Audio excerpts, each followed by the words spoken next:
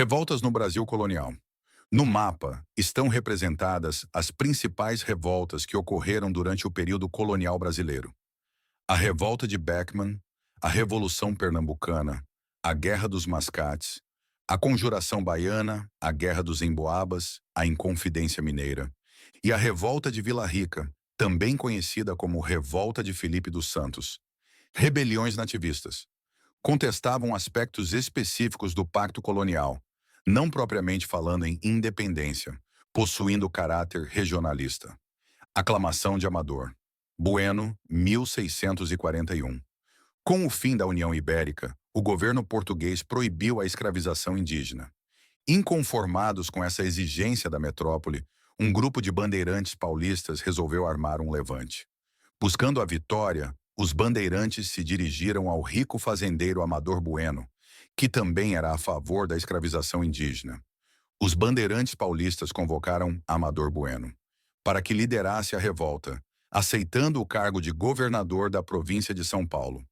Amador Bueno não aceitou a proposta e jurou fidelidade ao governo português, temendo represálias. Assim, a revolta bandeirante perdeu sua sustentação. Revolta de Beckman.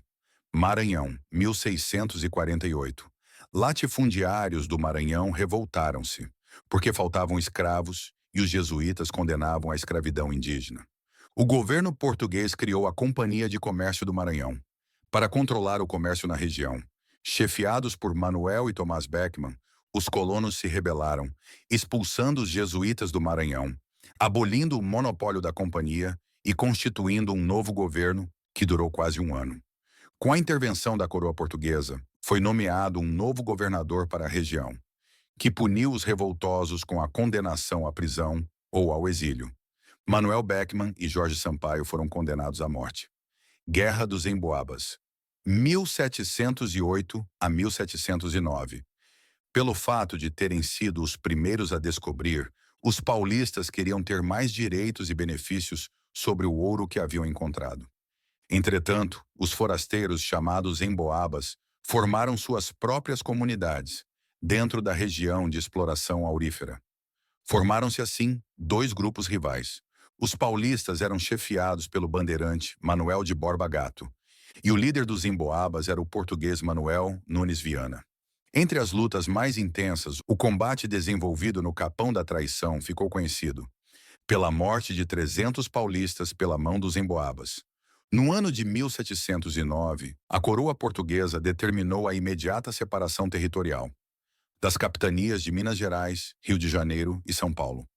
Ao fim da guerra, os bandeirantes buscaram outras jazidas, nas regiões de Mato Grosso e Goiás. Guerra dos Mascates, 1710 a 1714.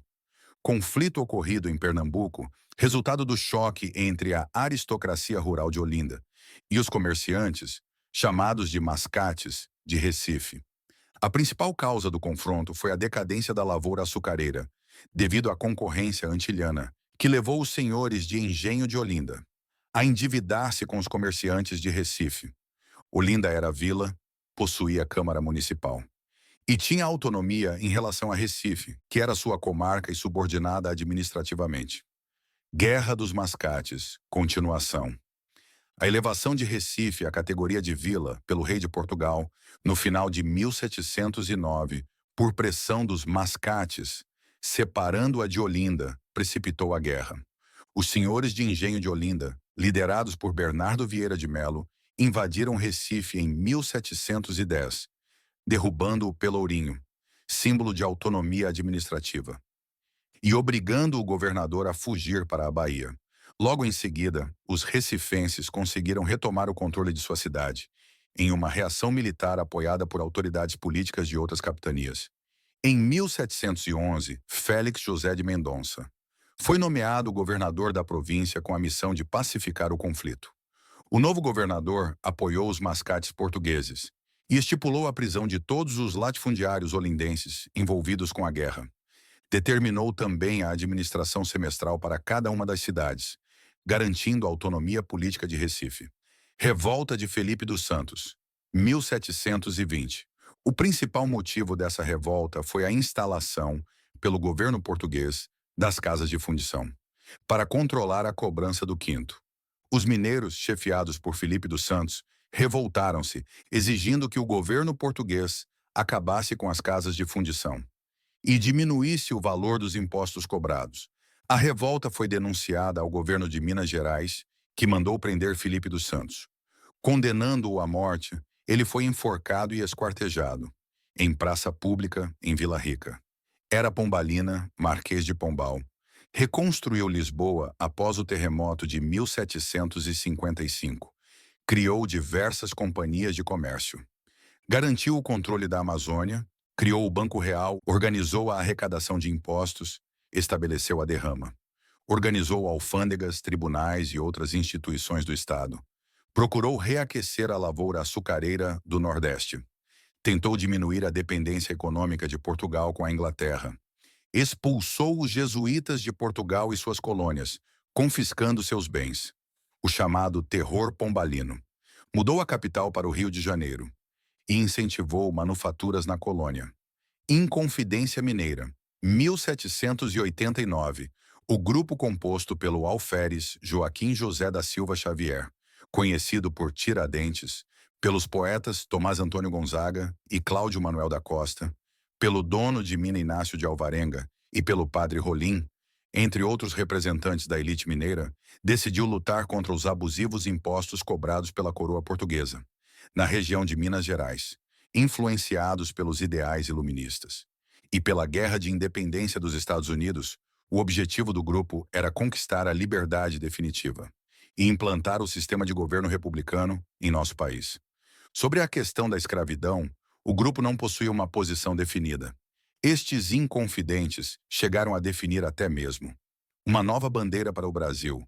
Ela seria composta por um triângulo vermelho num fundo branco, com a inscrição em latim, Libertas quae sera tamen. Liberdade, ainda que tardia. Inconfidência Mineira, continuação.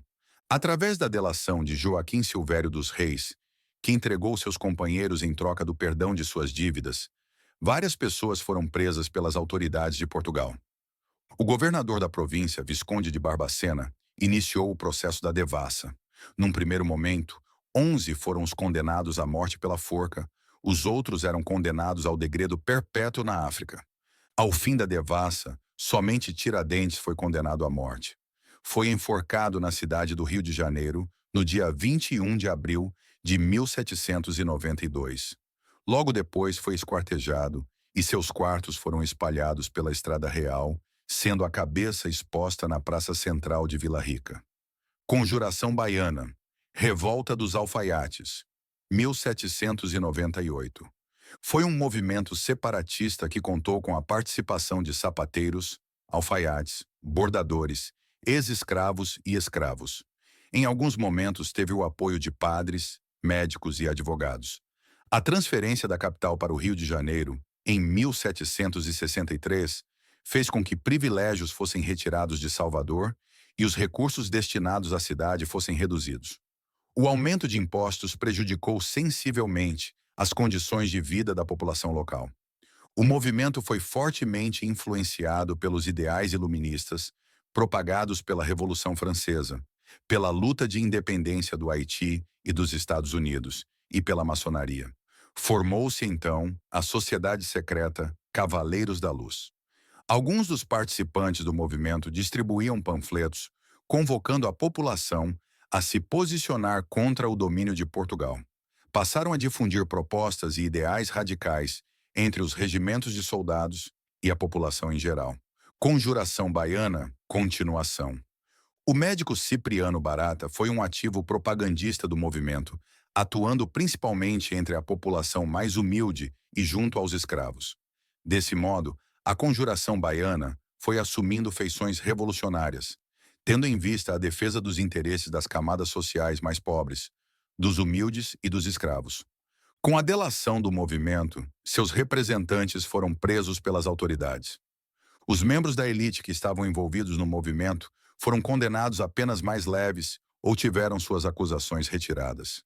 Em contrapartida, os populares que encabeçaram o movimento conspiratório foram presos, torturados e ainda outros mortos e esquartejados. A forma violenta com que a coroa portuguesa puniu os participantes da conjuração demonstrou sua intolerância contra qualquer revolta em relação ao sistema colonial. Mesmo com a repressão, o movimento lançou sementes para outras revoltas separatistas que teriam Salvador como cenário.